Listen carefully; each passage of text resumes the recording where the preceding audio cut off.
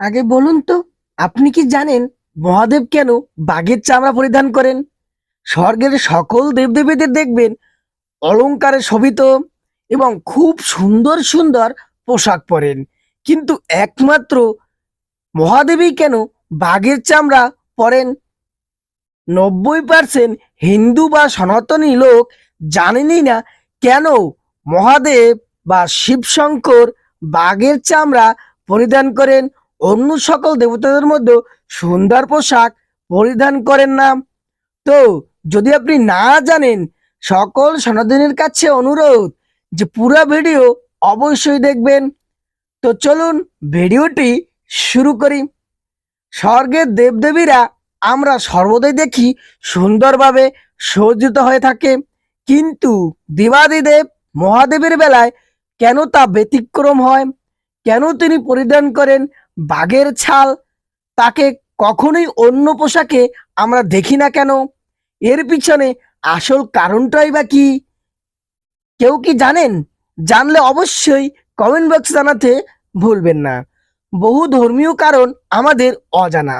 আজকের প্রতিবেদনে তারই উত্তর পেয়ে যাবেন আপনারা সকলেই, যারা ভিডিওতে ক্লিক করেছেন এবং সম্পূর্ণ ভিডিও দেখছেন।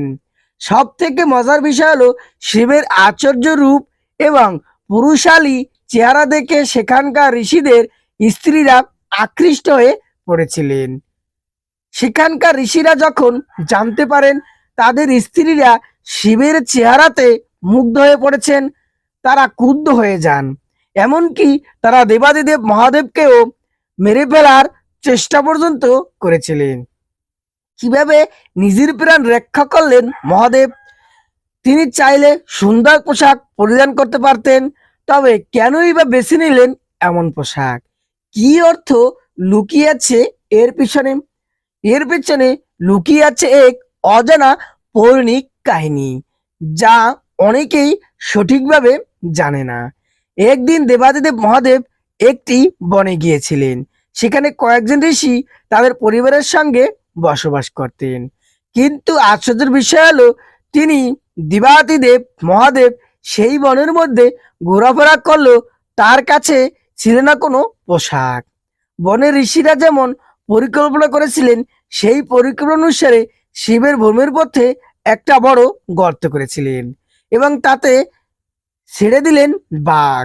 মহাদেব দেবাদিদেব মহাদেব ওই গর্তে পড়ে গেলে বাঘের সঙ্গে যুদ্ধে বাঘকে পরাজিত করে হত্যা করেন এবং পরিধান করেন সেই বাঘের ছাল।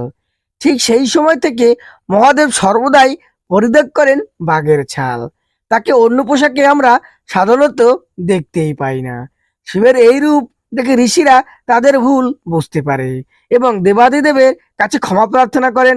আসলে বাঘের ছাল হলো শক্তির প্রতীক, আর দেবাদিদেব মহাদেব হলেন শক্তির দেবতা এবং তার অর্ধাঙ্গিনী মাতা পার্বতী হচ্ছে শক্তির দেবী। মহামায়া হলো এই জগৎ সংসারের সৃষ্টিকর্তা।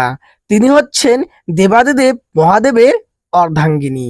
বাঘের ঝাল পরিহিত দেবাদিদেব মহাদেব হলো এই গোটা বিশ্বব্রহ্মাণ্ডের শক্তির প্রতীক, আর শক্তি দেবী হলেন মহামায়া বা পার্বতী দেবী, মা দুর্গা। সেই কারণে মূর্তি কিংবা ছবি সব জায়গাতেই শিবকে দেখা যায় বাঘের ছাল পরিধানে। তো আজকের ভিডিও দেখে আপনারা জানতে পারলেন মহাদেব শিব কেন বাঘের ছাল পরিধান করে।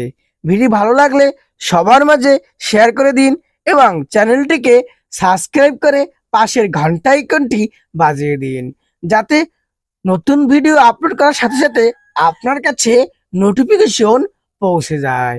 ধন্যবাদ সকলকে। হরে কৃষ্ণ।